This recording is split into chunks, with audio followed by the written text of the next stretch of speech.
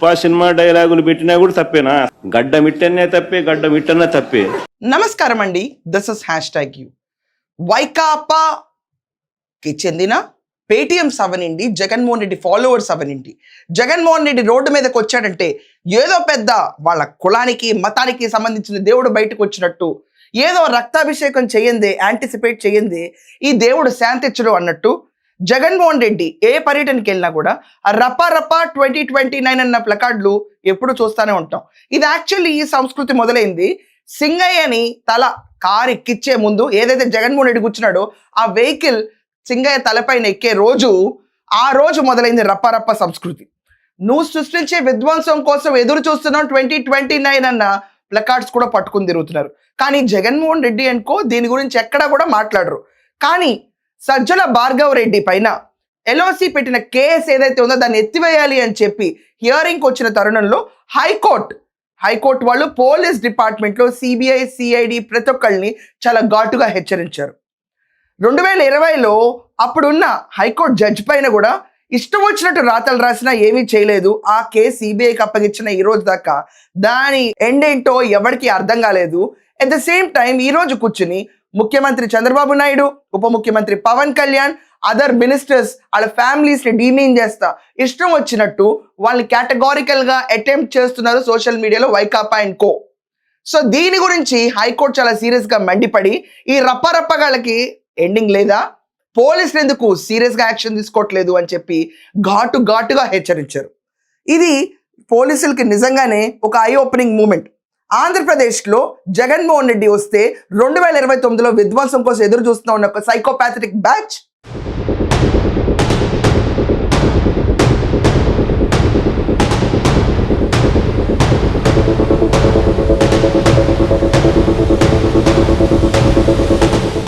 ఈరోజు ఆంధ్రప్రదేశ్లో ఎక్కడ ప్రశాంతంగా ఉంటారు అని చెప్పి బెదిరిపోయి నువ్వు రావాలి నీ విధ్వంసం కోసం ఎదురు చూస్తున్నావు అని చెప్పి రాసే ఒక పైశాచిక ముఠా రాజారెడ్డి రాజ్యాంగం.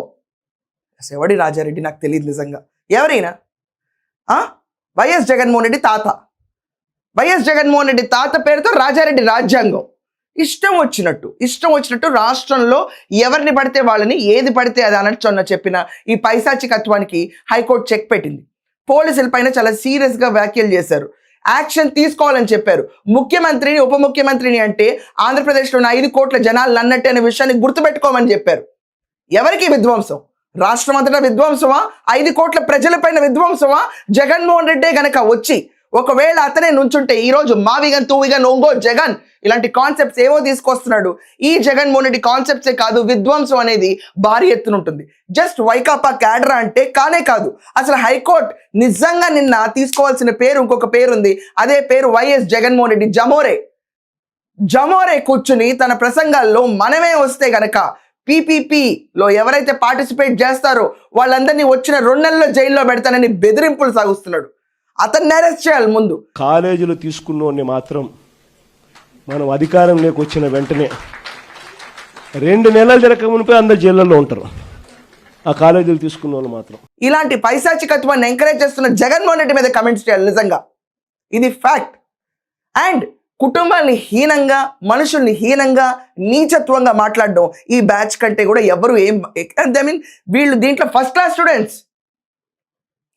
క్లాస్ స్టూడెంట్స్ భావి వర్షాలు లేకుండా, ఎథిక్స్ లేకుండా ఎంత నీచానికైనా దిగరచ్చు, ఎవరిని ఎలాగైనా తోలనాడొచ్చు, ఆఖరికి మహిళలైనా పురుషులైనా ఒకే దాటి కట్టేసి బూతుల పరంగా పెట్టి మాట్లాడొచ్చు, రప్పని బెదిరించవచ్చు, ఆఖరికి జగన్మోహన్ రెడ్డి బర్త్డే అయితే ఏకంగా బలులు చేయొచ్చు, రక్తాభిషేకాలు చేయొచ్చు. ఇది జగన్మోహన్ రెడ్డి ప్రభుత్వం నడుస్తుందా, కూటమి నడుస్తుందా? నిజంగా నాకు ఇంకా అర్థం కావట్లేదు. ఇది ఇంకా మనకు కనిపిస్తున్నట్టు ఏంటంటే వీళ్ళని ఎక్కడా కంట్రోల్ చేయట్లా. ప్రతిసారి ఇలాంటి బ్యానర్లు రెచ్చిపోతానే ఉంటాయి. రాజారెడ్డి రాజ్యాంగం రప్ప నువ్వు సృష్టించే విధ్వంసం కోసం ఎదురు చూస్తున్నావు. పెద్ద ఫ్లెక్సీలు కడతారు, ఇష్టం వచ్చినట్టు ఆడుకుంటారు, మాటలు ఏది పడితే అది సోషల్ మీడియా అంటారు. చంద్రబాబు నాయుడు గారు అనుకుంటున్నారు బూతులు తగ్గినాయి అని. నోటితోనే బూతులు తగ్గినాయి ఏమో, కానీ రాష్ట్రాన్ని బెదిరించడం తగ్గలేదండి సార్. ఇది ఎక్కడ తగ్గల. ఈరోజు ఆన్ లుకర్కి ఆంధ్రప్రదేశ్ని చూస్తే జగన్మోహన్ రెడ్డి వచ్చే 2-3 రోజులు ఎలా ఉంటుందంటే అతని ప్రభుత్వమే రన్ అవుతుంది ఇక్కడ. రాజారెడ్డి రాజ్యాంగమే ఇంప్లిమెంట్ అవుతుంది ఇక్కడ. ఎవరు అదుపు లేకుండా వాళ్ళని వదిలేస్తే రాష్ట్రం మీద పడి రప్పరప్పగాళ్ళందరూ చేరి పెళ్లికైనా తద్దినానికైనా ఒక ర్యాలీకైనా రాష్ట్రంలో ప్రతి ఒక్కరిని బెదిరించి ఇన్ఫ్యాక్ట్ ఈరోజు గవర్నమెంట్ తీసుకెళ్తున్న పీపీపీ మోడల్ని కూడా అతను డైరెక్ట్గా బెదిరిస్తుంటే ఏం యాక్షన్ తీసుకోకుండా కూర్చుంటే ఎలా సార్? ఇది కూటమి ప్రభుత్వమా లేకపోతే వైకాపా ప్రభుత్వమా? అర్థం కావట్లా, నిజంగా అర్థం కావట్లా. ఒక విధ్వంసం సృష్టించి వెళ్తారు, ఆ విధ్వంసానికి చర్యలు ఉండవా? ఇదే ఒక సామాన్యుడు వెళ్ళిపోయి రప్ప 2029 అని చెప్పి దాని కింద 2 పేర్లు చంద్రబాబు నాయుడు, లోకేష్ లేకపోతే పవన్ కళ్యాణ్ రాస్తే తీసి బొక్కలో వేసి కొట్టరా? చెప్పండి. రప్పరప్పగాళ్ళని అరెస్ట్ చేస్తారు, వాళ్ళు బయటకు వస్తారు, కానీ ఏమైనా మారుతున్నారా? తగుగా మారేటట్టుగా చర్యలు చాలా హార్డ్గా వెళ్ళాలి. అప్పుడు ఒక గర్భిణీ స్త్రీని తన్నాడు జగన్మోహన్ రెడ్డి పుట్టినరోజు వేడుకలు అన్నప్పుడు.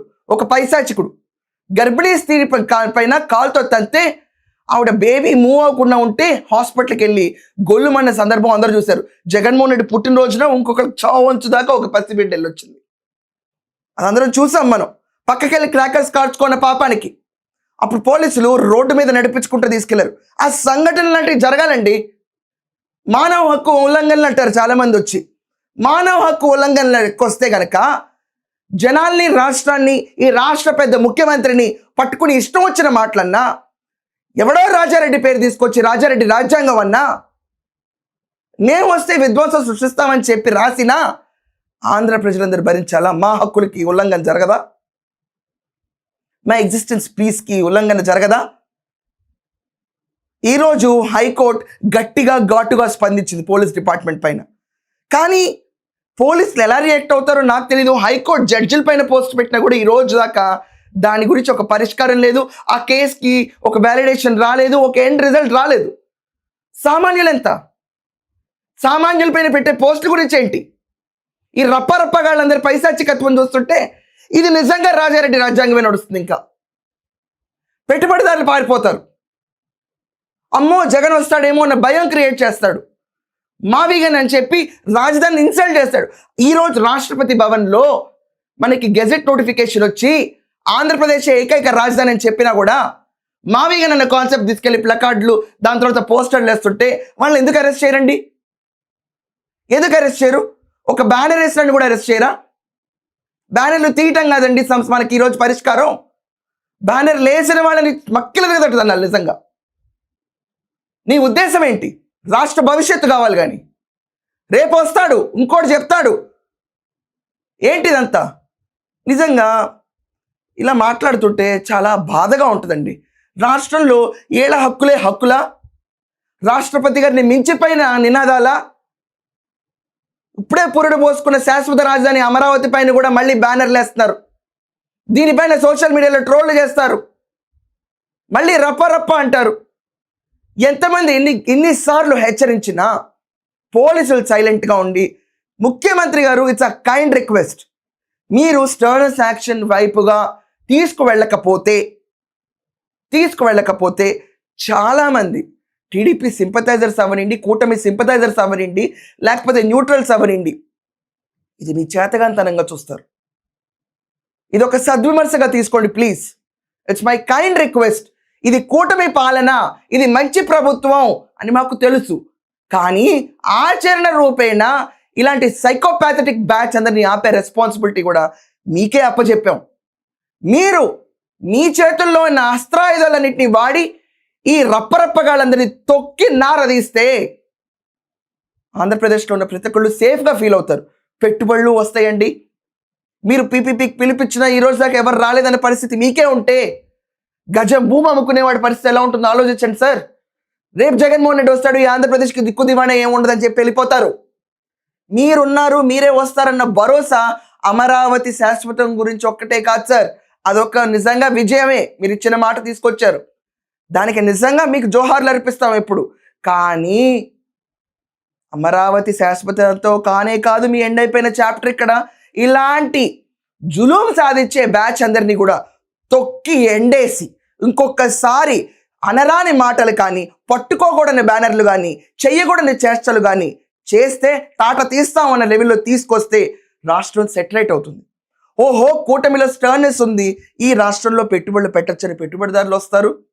అట్ ద సేమ్ టైం చిన్న చిన్న వాళ్ళందరూ కూడా వాళ్ళకి నచ్చినట్టు స్వేచ్ఛగా బతకగలుగుతారు.